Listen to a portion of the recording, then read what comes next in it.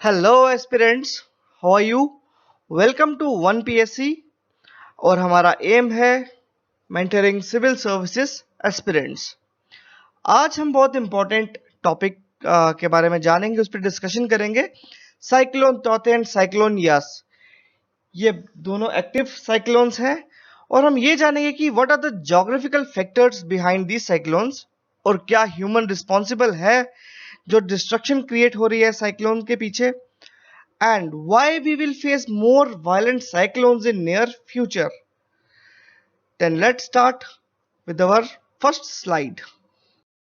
Now a big question: why these cyclones occur and why these cyclones cause so much of destruction? तो एक important बात समझने वाली ये है कि ये जो स्टॉर्म्स आते हैं in the form of cyclones, ये हमारे एटमॉस्फेयर की एनर्जी को बैलेंस रखते हैं। ये एक नेचुरल फिनोमेना है और ना ही कोई नेचर की डिस्ट्रक्शन। हमने हमेशा देखा कि सी फेसिंग फ्लैट्स बनते हैं, कोस्टल शोर्स पे डेवलपमेंट होती है, कंस्ट्रक्शंस होती हैं जिनके पास एनवायरमेंटल क्लियरेंस नहीं होती। और रिजल्ट क्या होता है? रिजल्ट, इसका एंड रिजल्ट ये है कि जो भी पॉपुलेशन उस एरिया में रहती है उसको डिस्ट्रक्शन फेस करनी पड़ती है। तो बेसिकली साइक्लोन है क्या? तो storm generation is a natural phenomena, and the amount of destruction it caused is in the hands of human beings. These violent storms are the manifestation of atmosphere's adjustment to varying energy distribution. Okay, the potential and heat energies are converted into kinetic energies in these storms, and the restless atmosphere again returns to a stable state. Oceans में जो potential और heat energy generate होती है, इसको kinetic energy में convert करके उसको release करना, सो दैट एटमॉस्फेयर एक स्टेबल कंडीशन में आ सके। ये एक साइक्लोन आने का मेन मकसद है। लेकिन the amount of destruction it caused is in the hands of human beings. ये जैसे कि फॉर एग्जाम्पल इस सी फेसिंग फ्लैट की वैल्यू 200 करोड़ है। अब जब साइक्लोन्स आएंगे तो रिजल्ट ये होगा। तो एक जियोलॉजिस्ट ने ऐसा कहा है कि the best way to manage the nature is not to manage it. ये इंपॉर्टेंट लाइन है जो आप अपने एनवायरनमेंट के या ज्योग्राफी के आंसर में यूज कर सकते हो। तो ये कंक्लूजन है, इसकी वजह से साइक्लोन आता है मेन। अब मैं इसकी जो बाकी अब इससे पहले हम लोग आगे बढ़े तो मैं सबसे पहले ये बताऊंगा कि ट्रॉपिक ऑफ कैंसर और ट्रॉपिक ऑफ कैप्रिकॉर्न के बीच में जो एरिया आता है हम इसको ट्रॉपिकल एरियाज बोलते हैं। तो जो साइक्लोन्स हैं ये ट्रॉपिकल एरियाज में आते हैं। ओके, तो एक साइक्लोन हमारे जनरेट होते हैं अरेबियन सी की तरफ और दूसरे साइक्लोन्स हमारे जनरेट होते हैं बे ऑफ बंगाल एरिया की तरफ। ये दोनों जो है वो इंडियन ओशंस के अंडर हैं। तो tropical cyclones in the north Indian ocean region, ये bay of Bengal and Arabian सी, ये कब डेवलप होते हैं? प्री मॉनसून पीरियड में और पोस्ट मॉनसून पीरियड में। Pre monsoon period means April to June and post monsoon period means October to December. और मई, जून और अक्टूबर नवंबर में जो भी साइक्लोन्स होते हैं वो सिवियर इंटेंसिटी के होते हैं। ठीक है, अब आप अगर हम ग्लोब पे देखेंगे हमारी अर्थ के इसमें, तो इंडिया का जो लैटिट्यूड है वो 8 degree 4 minutes north to 37 degree 6 minutes north, ये है। ठीक है, तो इंडिया का मैक्सिमम रीजन ट्रॉपिकल जोन में आता है और कुछ रीजन टेम्परेट जोन में आता है। तो जो ट्रॉपिकल जोन में आता है वहां पे हम लोग साइक्लोन्स फेस करते हैं। ठीक है, अब मैं आगे आपको बताऊंगा कि कौन कौन सी स्टेट जो है वो। अब बात करेंगे साइक्लोन तौते। ये साइक्लोन तौते असली में है क्या? तो इट्स ट्रॉपिकल साइक्लोन। ठीक है, और पहले था ये एक्सट्रीम सिवियर साइक्लोनिक स्टॉर्म, इसको कैटेगराइज किया गया था और फिर ये वीक हो गया था वेरी सिवियर साइक्लोनिक स्टॉर्म में। मैं आगे आपको बताऊंगा कि कैटेगराइजेशन कैसे करते हैं। ठीक है, तो it is the fourth cyclone in consecutive years to have developed in the Arabian सी, ये अरेबियन सी वाला रीजन। ठीक है, that too in the pre monsoon period. After cyclone Mekunu, ये भी यहाँ पे आता है। ओमान, साइक्लोन वायु यहाँ पे, ये सारे साइक्लोन्स जो हैं ये हमारे अरेबियन सी में आते हैं। तो अब अरेबियन सी में जो साइक्लोन्स आएंगे वो ट्रॉपिकल रीजन तक आएंगे।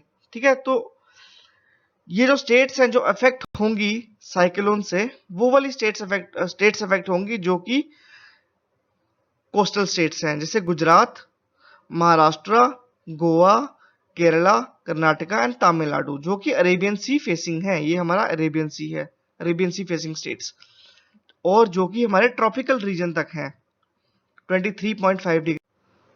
अब साइक्लोन यास की बात करेंगे, ये बनेगा हमारा अरेबियन सी में, ये अरेबियन सी में इस बार बना। अब cyclone Yaas formed over the north Andaman Sea, north Andaman Sea यहां पे, ठीक है। तो north Andaman Sea and the adjoining east central Bay of Bengal, moving north westward and is likely to reach West Bengal and adjoining Odisha coast, क्योंकि ये कौन से कोस्टल रीजन को अफेक्ट करेगा, जो कि हमारे बे ऑफ बंगाल रीजन पे है। The depression intensify into a cyclone and move northwestwards, entering Bay of Bengal and Odisha. Odisha इस टाइम पे रेनफॉल विटनेस करेगा, ये थोड़े से न्यूज है इसके बारे में। और ये जो है ये भी इंटेंसिफाई हो रहा है to a very severe cyclonic storm. तो जो मेन आपका जो क्वेश्चन है जो प्रीलिम्स का या मेंस का आएगा, वो आपको साइक्लोन पे आएगा कि साइक्लोन क्या है, उसके वेरियस एट्रीब्यूट्स क्या हैं, कंडीशंस क्या होती हैं साइक्लोन डेवलप होने की। या मेंस में जो मैंने आपको स्टार्टिंग में बताया कि ये जो साइक्लोन्स जनरेट होते हैं, it's due to energy manifestation of the earth's atmosphere. ऐसी लाइंस आप मेंस में लिख सकते हैं। Let's go to the next. Now what is cyclone? तो साइक्लोन है क्या? साइक्लोन दो टाइप के हैं, एक ट्रॉपिकल साइक्लोन, एक extra tropical cyclones. Tropical cyclone जो हमारे ट्रॉपिकल रीजन्स में आते हैं फ्रॉम 0 डिग्री टू 23.5, और टेम्परेट साइक्लोन्स हमारे 23.5 टू 66.5।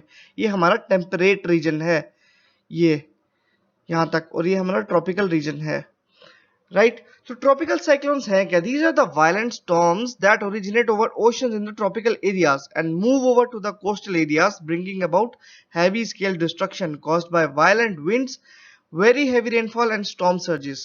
Guys, जो वाटर की स्पेसिफिक हीट है वो कम है एज कंपेयर टू लैंड, ठीक है। इसका मतलब ये हुआ कि पानी जो है वो टाइम लगाता है ठंडा होने में और टाइम लगाता है गर्म होने में एज कंपेयर टू लैंड। तो जो ट्रॉपिकल वाटर्स हैं, जो ट्रॉपिकल ये वाटर्स हैं जो हमारे यहाँ के अरेबियन सी के, वो बहुत देर बाद ठंडे होते हैं, ठीक है। तो जब देर बाद ठंडे होंगे तो यहाँ पे लो प्रेशर डेवलप हो जाता है। लो प्रेशर कैसे डेवलप होगा ये मैं आपको अभी बताऊंगा। तो ट्रॉपिकल साइक्लोन, अभी हम ये देखेंगे कि ट्रॉपिकल साइक्लोन है क्या। ट्रॉपिकल साइक्लोन क्या है? It's an intense circular storm. ये एंटी क्लॉकवाइज डायरेक्शन में जाता है, ऐसे हम इमेजेस में देखते हैं कि ये एंटी क्लॉकवाइज डायरेक्शन में जाता है।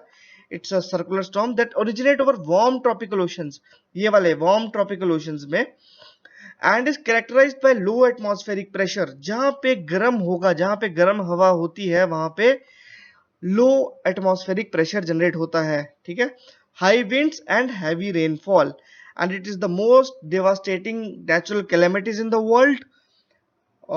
ये मैंने आपको बता दिया। और ये एक इंपॉर्टेंट चीज की, the cyclones which cross 20 degree north latitude generally recurve. ये हम देखेंगे 20 डिग्री नॉर्थ लैटिट्यूड पे जो करते हैं ना, जनरली रिकर्व करते हैं, ऐसे कर्व लेते हैं साइक्लोन्स, ओके, जैसे तोते ने लिया है। And they are more destructive, तभी ये साइक्लोन ज्यादा डिस्ट्रक्टिव है, because it has taken a curve. ये कर्व ले लेते हैं, और जब कर्व लेंगे तो जो ज्यादा सर्कुलर मोशन जो है इनमें वो ज्यादा क्रिएट हो जाता है, सर्कुलर मोशन ज्यादा हो जाता है। और इसकी जो इसमें जो एक अंदर आई होती है वो मैं आपको आगे बताऊंगा, वो ज्यादा स्ट्रांग होती है, उसका प्रेशर ज्यादा स्ट्रांग होता है और वो ज्यादा डिस्ट्रक्शन करती है। अब name of the cyclones in different region, जैसे हमारे ट्रॉपिकल रीजन्स में, इंडियन ओशन रीजन में इसको साइक्लोन्स बोलते हैं, अटलांटिक में हरिकेन्स बोलते हैं, टाइफून्स बोलते हैं, western Pacific and South China Sea. अब conditions favourable for the formation and intensification of tropical storm. कौन सी कंडीशन चाहिए जो कि इंपॉर्टेंट है एक ट्रॉपिकल स्टॉर्म क्रिएट करने के लिए? अब मैंने जैसे आपको पहले बताया कि इंडिया की लोकेशन ये है, 8 degree 4 minutes north to 37 degree 6 minutes north latitude, okay. तो यहाँ पे क्या है, गर्म पानी होगा, गर्म पानी होगा तो गर्म हवा होगी, गर्म हवा होगी तो लो प्रेशर होगा, लो प्रेशर होगा तो यहाँ पे कन्वर्जेंस होगी। जैसे ये बता रहा हूँ कन्वर्जेंस होती है यहाँ पे, अगर, और ये जोग्राफिकल फेनोमेना है कि अगर नीचे कन्वर्जेंस होगी तो ऊपर डाइवर्जेंस होगी, ठीक है, और ऊपर जब डाइवर्जेंस होती है तो साइक्लोन्स जनरेट होते हैं। तो large surface sea with temperature higher than 27 degree Celsius, मतलब वार्म वाटर होना चाहिए, पहली कंडीशन ये। Presence of Coriolis force, Coriolis force क्या है, ये है the rotation of the earth about its axis. Northern hemisphere में जहां पे हमारा इंडिया है या इंडियन ओशन है, यहाँ पे एंटी क्लॉकवाइज हवा की डायरेक्शन होती है, साउदर्न हेमिस्फेयर पे क्लॉकवाइज हवा की डायरेक्शन होती है, तभी जो हमारे नॉर्दर्न हेमिस्फेयर पे स्टॉर्म्स होते हैं वो ऐसे चलेंगे एंटी क्लॉकवाइज। ओके, तो दूसरा small variation in the vertical wind speed, एक pre existing weak low pressure area, जैसे मैंने आपको बताया कि warm air low pressure area एक ये, और दूसरा upper divergence above the sea level system. अगर यहाँ पे वार्म एयर पे लो कन्वर्जेंस हो रहा है क्योंकि यहाँ पे लो प्रेशर है, तो ऊपर डाइवर्जेंस चाहिए, तब जाके ये कंडीशन जो है सेटिस्फाई करती है ट्रॉपिकल स्टॉर्म्स के लिए। Now the question is how cyclones formed. अब मैं आपको बहुत ही सरल भाषा में मैं आपको बताऊंगा कि साइक्लोन्स बनते कैसे हैं। देखिए, ये वार्म ओशंस हैं, यहाँ पे गर्म पानी है जो कि एवेपोरेट होगा, जैसे हमारा नॉर्मल एवेपोरेशन होती है, एवेपोरेट होगा, ऊपर जाएगा, यहाँ पे क्यूमुलोनिम्बस क्लाउड्स बनेंगे। ये एक बहुत ही रेन बेयरिंग क्लाउड्स बोलते हैं, ये एक बहुत ही इंपॉर्टेंट कंडीशन है स्टॉर्म्स जनरेट होने के लिए, ठीक है। जब ऊपर जाएंगे तो क्लाउड्स ठंडे होंगे, ठंडे होंगे तो अब ठंडी हवा जो होती है वो भारी हवा होती है, भारी जिस हवा का वेट ज़्यादा है वो डिसेंड करेगा, वो नीचे आएगा। अब जब वो नीचे आएगा तो ये कांस्टेंट प्रोसेस जब ऐसा चलता जाएगा तो ये एक ऐसी कंडीशन बनेगी जिस कंडीशन में आप ये जो इमेज देख रहे हैं ऐसी कंडीशन बनेगी। ये कंडीशन जो है, ये इसका रिजल्ट जो होता है वो साइक्लोनिक स्टॉर्म है। ओके, ये इसकी एक एनसीईआरटी की डायग्रामेटिक रिप्रेजेंटेशन है। तो कैसे बनेंगे storms? The formation and initial development of a cyclonic storm depends upon the transfer of water vapour and heat from the warm ocean to the overlying air, primarily by evaporation from the sea surface. Cloud formation is necessary, condensation process से positive pressure at high level, यहाँ पे low pressure हुआ क्योंकि हवा गर्म है, यहाँ पे हवा ठंडी है, इसलिए यहाँ पे हाई प्रेशर हुआ। तो low pressure convergence, high pressure divergence. तो डिसेंट, जब डाइवर्जेंस हो रही है तो डिसेंट हो रही है हवा, तो उसका रिजल्ट क्या आएगा, ये रिजल्ट आएगा इसका। और एक सबसे बड़ी कंडीशन जो है वो है आई, एक आई जनरेट होती है, जबकि एक साइक्लोनिक स्टॉर्म जब बनने वाला है तो एक आई जनरेट होती है। आई क्या है? It's a central region of clear skies. आप देखेंगे यहाँ पे जैसे क्लियर स्काई है, यहाँ पे इस वाले पोर्शन में है ना, इस वाले पोर्शन में क्लियर स्काई है। It's a clear sky, warm temperature and low atmospheric pressure. Okay, तो ये वाला जो आई का एरिया है ना, ये वाला एरिया, यहाँ पे क्लियर स्काई है, वार्म टेम्परेचर है और लो एटमॉस्फेरिक प्रेशर है। अब इस यहाँ पे अब इसके साथ होगी आई वॉल। आई वॉल क्या है? जो आई का जो एरिया है surrounded by eye wall, it's a रफली circular ring of deep convection which is an area of highest surface winds. जो सबसे ज्यादा डिस्ट्रक्शन करता है वो आई वॉल करता है। जो स्ट्रॉन्ग विंड्स होती हैं वो आई वॉल होती है। आई वॉल होगी, जितनी स्ट्रॉन्ग आई वॉल होगी, जितनी ज़्यादा स्ट्रॉन्ग विंड्स होंगी आई वॉल में, उतना ज़्यादा ही साइक्लोन जो है वो स्ट्रॉन्ग होगा। तो हमने देख लिया कि क्या कंडीशंस हैं साइक्लोन जनरेट करने के लिए। आई होप ये आप सबको क्लियर होगा। जो भी आपको डाउट्स हैं आप प्लीज़ वो हमें कमेंट सेक्शन में। Now the question is why multiple and violent cyclones in Arabian Sea. अब इसमें मैं आपको बताऊंगा कि पहले भी होते थे लेकिन अब इतने वायलेंट क्यों हैं। यहाँ पे ह्यूमन इंटरवेंशन है, यहाँ पे ग्लोबल वार्मिंग है, यहाँ पे ह्यूमन ने जो इतना वेस्ट मटेरियल, जो बायोकेमिकल वेस्ट या प्लास्टिक वेस्ट या जितने भी वेस्ट हैं वो ओशन में जो डिस्पर्स किए, उसकी वजह से जो ओशन का टेम्परेचर बढ़ रहा है, उसकी वजह से मल्टीपल और फ्रिक्वेंट स्टॉर्म्स आना स्टार्ट हो गए हैं।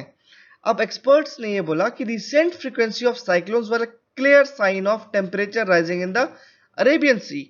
These low pressure systems are formed when warm moisture rises up from the sea surface. ये मैंने आपको कॉन्सेप्ट बताया Historically, waters off the western coast have experienced few storms than Bay of Bengal and typically weaker.